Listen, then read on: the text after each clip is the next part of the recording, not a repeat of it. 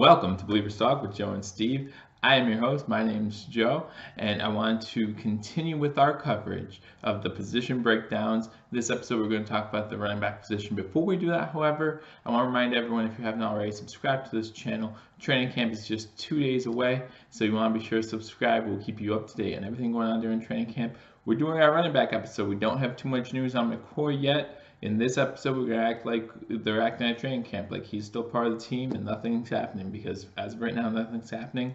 But we will keep you updated on that, update on Zay Jones, some other injuries that are going on, and some signings. We just made it to our full 90-man roster, so we'll keep you up to date on who we release, who we sign. As other teams begin to release some of their players, we may release some of ours to sign some of them. So there'll definitely be some roster shakeups going on as the season progresses, or as the training camp progresses. So we look forward to that. Preseason is just around the corner, so again, we look forward to that as well, and we'll keep you updated constantly, whether it be training camp, preseason, into the regular season. We got it all right here for you at Believers Talk. So subscribe if you haven't already. But in this episode, like I said, we're talking running backs. So obviously the big news, LeSean McCoy, right? Like I said, we don't know anything about that situation yet, so we're going to do this episode like he's going to be our starter week 1, because that's what we're planning for, because there's no news saying he was really involved coming out. I hope for not just the Bills' sake, but for his sake, he was not involved. And if he is, I do want, the enforcement to be as harsh as it can be, because there's no room for domestic violence anywhere. So I hope that the punishment is as harsh as it needs to be if he is involved. But as of right now, there's no proof of that, and we are going to say that he is going to be our starter week 1 of the NFL season. So what does that mean? We did an episode earlier of the offensive line. We all know how much I don't think our offensive line is going to be that great, so obviously that might hurt our running back situation. However, we still have one of the best backs in the league. LeSean McCoy has proven to be a top 5 back, throughout his whole career, and I personally don't see that changing this year. Yes, he's hit that 30 number, but Steve and I have talked about on episodes on here about how he's done a really good job of kind of getting down when he needs to, going out of bounds, preserving his body as best he can, so that way maybe he can be a little better going into his 30s. Maybe he will tail off in a couple years, but I think right now we still have him at a good clip. Last year he ran for, I have it here, 1,138 yards, 71 yards a game. Doesn't sound that great, but considering the start he had to the regular season, I don't think he scored a touchdown to week 4 or 5. It was the Tampa Bay game, so if you know what week that was, I believe that was his first rushing touchdown. So that's kind of put him on the tail end. He still ended up with 6 TDs, so at least running TDs. So so you can take those numbers to effect. Excuse me. But obviously, LeSean McCoy will be our starter. I do want to say that again, I'll be taking our roster spots from the running back position off of 2017. In 2017, we had 4 running back / fullback positions that we used. We had LeSean McCoy. We had I'm trying to think here. I just had the names. Patrick DeMarco. Those 2 guys are still on our team. We also carried Tywan Jones and the fullback from Carolina. I forget his name. You'll remind me in the comments. I'm drawing a blank for some odd reason. I don't know why. But he's no longer on our team. We actually currently have 2 fullbacks on our active roster. That's Patrick DeMarco, who I still think will be a starter come week 1. And we signed Zach Olstead after rookie minicamps. The big story pretty much come out of rookie minicamps was this Zach Olstead kid who really impressed. And the good thing about him, which might be why he got a contract, is he's willing to play all special teams positions as well. So not only do you get a fullback, you get a guy willing to go in there during punt coverage, kick return coverage, who can really fill in any role, and that's a big key as we talk about Sean McDermott and his appreciation for versatile players. Getting in there on the special teams really helps out.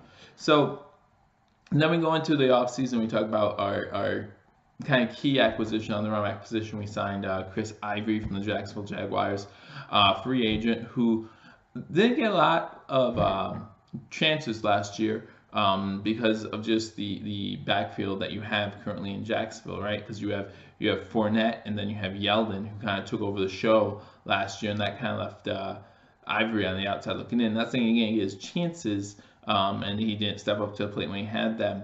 But he didn't get as many chances as he would have if maybe Yeldon wasn't there. In this kind of offense with Buffalo, maybe he'll get more opportunities being the backup to McCoy, because I mean, I do believe he will be the backup to McCoy. That's why we went and got him. It does, as we mentioned when we did get him, it does make our backfield probably the oldest in the NFL. I think we have like 3 or 4 of the 6 oldest running backs in the NFL right now. So that doesn't help our cause as far as getting younger, but we'll see what happens here in the near future. So yeah, so those are a couple of the guys. I'll go through some other guys. We have Keith Ford, downhill running back. He undrafted free agent that we picked up. So they say he might have a chance if we need kind of like that tough yardage type back to get us a yard or two. Tywan Jones, again, was on the team last year, but he only had 1 reception. So 1 reception for 11 yards, and he didn't rush the ball at all. In fact, the past 2 seasons he hasn't run the ball at all, but he's more of a special teams guy. But he did break his arm also in November, so I'm not sure how that situation is playing right now as far as how his recovery is going and things of that nature. I don't think that's an issue currently, but I don't know. I haven't really heard much about him going into training camp. But what I do hear is the job for a third running back is between him and Marcus Murphy. Marcus Murphy played, and Travaris Cadet. I'm sorry, I forgot about Travaris Cadet. Travaris Cadet I thought was going to be, and I think Steve mentioned it too, we thought that he was going to be hurt for an extended period of time. He dislocated his ankle back in Christmas Eve, I believe it was last year, and we thought it was a more serious injury than it actually was. They say he's running at full speed now, so I am a huge Travaris Cadet fan. I think he just brings a different tempo to the game, and I think I really appreciate that, and so I really like him. But then you have Tywan Jones, and you have Marcus Murphy. Marcus Murphy is one of those guys who last year wasn't that impressive, but he has played with all 3 units. In minicamp, he played with all 3 units. So we'll see if he kind of impresses. Right now, a lot of experts are saying he's on the outside looking in, but he's still on the team, so he still has a chance to make the team. So in 2017, we used four running backs / fullbacks. So again, I'm going to use that mold, even though I don't see us carrying over more than 1 fullback, even though we had 2 last year. Mike Tolbert, I got it. We had Mike Tolbert and Patrick DeMarco. I see us maybe only having 1 fullback with DeMarco, and then carrying over 3 running backs, because I believe like Chris Ivory has played the slash type role before as well. So we'll see what happens there with him.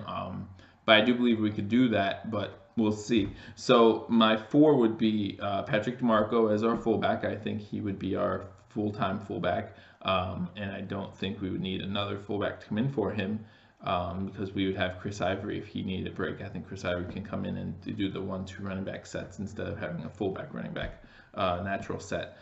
So for running backs, I think we'd have Travaris Cadet, LaShawn McCoy, obviously, and then Chris Ivory, obviously. So I think those would be the 4 guys that we would have on our team. Again, we could decide to have 5. We could throw Zach Olstead in there. To be honest, I haven't seen Zach Olstead play, but he did just make the team as a rookie free agent, undrafted free agent. So I don't know if he'll make the team or not, but it's possible we find a fullback somewhere else. Again, teams will be dropping people, and maybe we see a fullback we like and we pick him up, and that will be our second fullback. But right now, I see us only having the 1 come the start of the regular season, with Patrick DeMarco being that guy. I see Travaris Cadet, who again has proven that he can kind of change the pace of the game a little bit. We need that, because McCoy sometimes is not as much of a north to south runner as I'd like him to be. He has good vision, and he's looking for those holes constantly, but sometimes that gets him in trouble. And we've seen that before, where Cadet, kind of just like a north-south type guy, will get you good speed and get you there hopefully quick. So I really like that. And then Chris Ivory. I feel like maybe Chris Ivory has a little bit more to prove, and I think he has a little chip on his shoulder after last year, after kind of being overlooked because of Fournette and Yeldon, who are 2 great backs, of course. If you're a Jaguars fan, UCF Jaguar, I'm sure you're really stoked about your backfield, and you should be. I mean, Leonard Fournette is just a beast, and TJ Yeldon has proven that he can carry the load more than one occasion. So they have a good backfield there, but I think we have a formidable backfield here. If you think of DeMarco, who is a great fullback. When we picked him up, it was a great signing then, and it's still, a great signing today. I think we signed him last offseason. And so I look forward to see what he can do. You look at LaShawn McCoy, of course. LaShawn McCoy has been consistently a great back, and I don't see any reason why it won't be this year. And then you have Chris Ivory. So we'll see what happens. If you ask me, if you're looking for a grade, again, I think we still have a top 5 back in the NFL in LaShawn McCoy. Does the offensive line affect that? Yes, absolutely. Does the quarterback play affect that? Yes, absolutely. But if I'm looking solely at the running backs that we have, looking at what they can do and what they should do, I'm probably giving the running back core definitely for our offense. I'm giving the running back core the best grade of any unit on our offense. Absolutely. I was debating how far I wanted to go. If you watch any of the defensive breakdowns, I gave like a B-, I believe, to our cornerbacks and safeties. So I'll probably solidly give our running back unit a B+. I'm flirting with maybe giving them an A-, but we still have a great back. There's some question marks about it right now. I understand that, and most people believe that he will be suspended at the beginning of the season, just a matter of how many games. Again, Roger Goodell can make up his own rules, so we'll let him decide that fate. But even without McCoy, I think for a week or two, Chris Ivory can kind of take that load, and then we have Travaris Cadet, who I believe can change things up a little bit. And Patrick DeMarco is a great blocking fullback, which is good because we don't know about our offensive line, so we might need to use them. But I do look forward to that. So yeah, I'm thinking a B+ for running back position. The 4 people I have going again are Patrick DeMarco, LaShawn McCoy, Chris Ivory, and then Travaris Cadet. Let me know if you disagree. Maybe you think Keith Ford has shown enough to maybe make the team. And then, you talk about Taewon Jones and Travaris Cadet. You're talking about maybe some special teams there as well, right? Because, again, we do not have, currently on our roster, we don't have someone who's listed as a kick return guy. So maybe there's something there for them too. So let me know what you think. Do you think our running backs need help? Do you think this LaShawn McCoy thing is going to turn out to be more than what we think it is at this moment? Or do you think it's just going to blow over? I personally don't think it's going to blow over, but I am interested to see what happens and to see what happens, just to see how Roger Goodell handles it, how the NFL handles it, how the Buffalo Bills handle it, for that matter. I do wonder how that's going to go. But that's not something we can answer today, so I hope you enjoy the video. Next video, which will come out tomorrow, which will be the first day of training camp, is going to be our last video. It's going to be on the quarterback position. We look forward to that video.